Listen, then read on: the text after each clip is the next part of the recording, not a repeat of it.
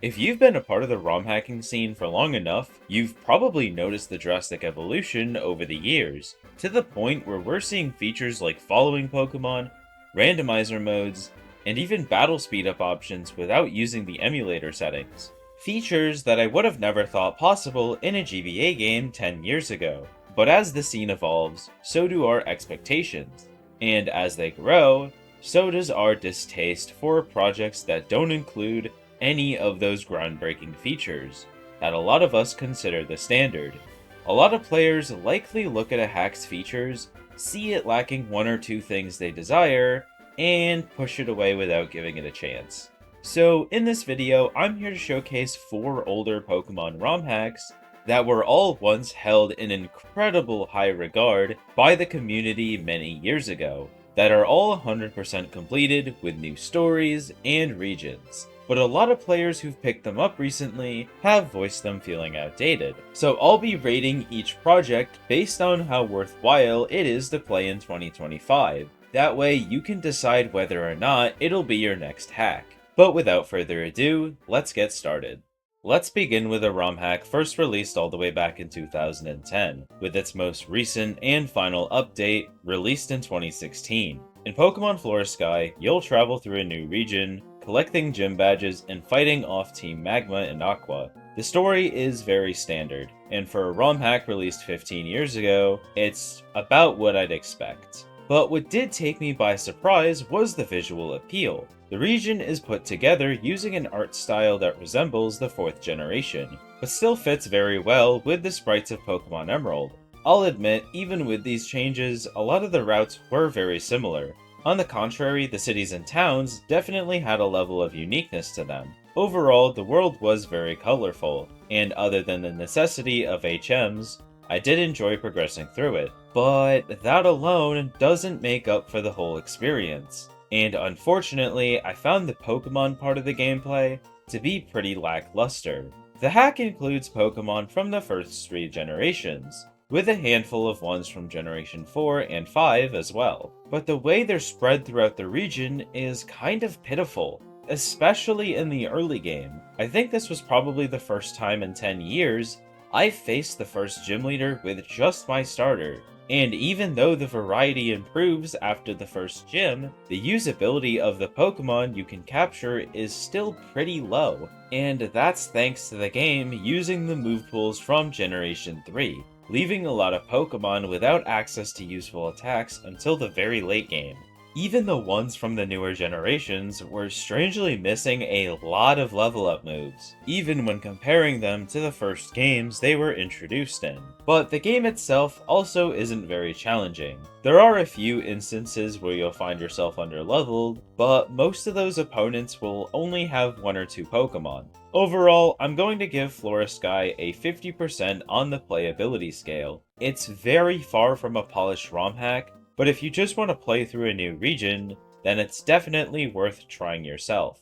But up next is a ROM hack that's very different from everything else on this list, because while most older hacks had a tendency of just recoloring official assets to build their world and characters, this one was an exception. It's a hack that shouldn't have even been able to exist back when it was released over 16 years ago. This is Pokemon Light Platinum, and as much as I want to say that I'm sure you've all played it before, obviously that isn't the case, with just how old it is, and just how badly the community feels it's aged. But after playing it, I kind of disagree. First of all, Light Platinum's story takes place in the new region of Jerry, with the story continuing to a second region later on. Both regions are put together using a beautiful art style that combines the 3rd and 4th generations. The world is definitely fun to progress through, as each route has its own ways of diversifying itself from the last. The hack includes Pokemon up to the 5th generation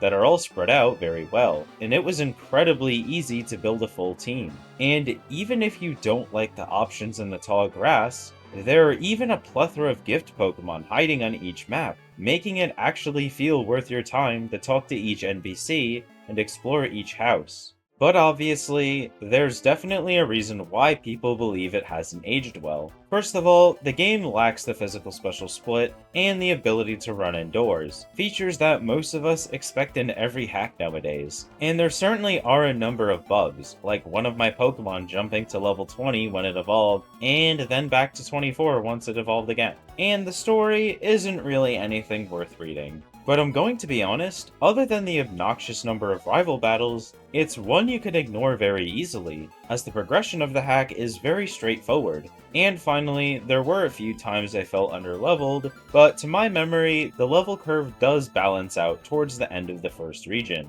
With all of that said, I think that Light Platinum, while it does have its quirks, definitely isn't a bad game at all. With its custom sprites, tiles, and even cutscenes, I'd say it holds up pretty well for how old it is.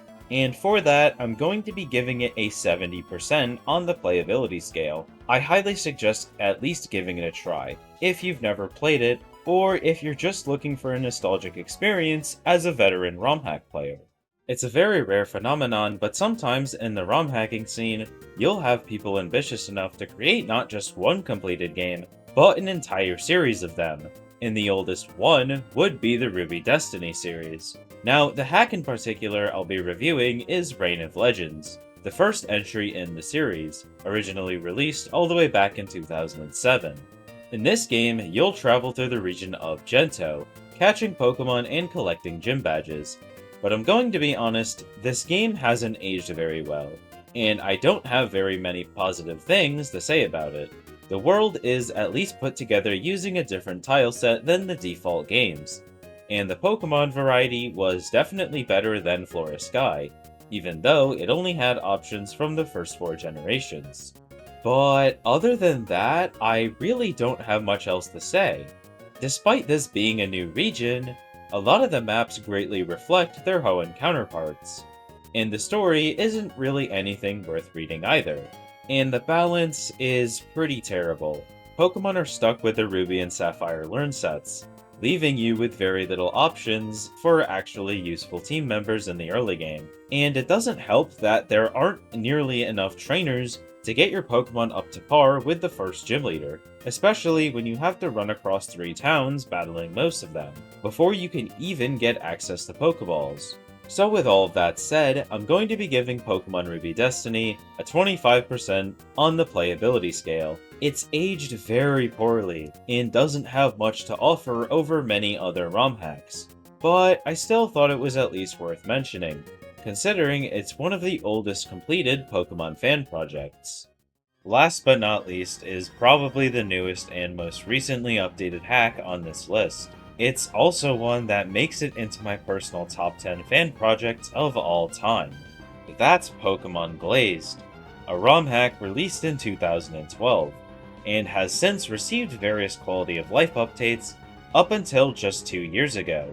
Starting with the positives, you'll embark on a journey through 2.5 regions, collecting 20 gym badges.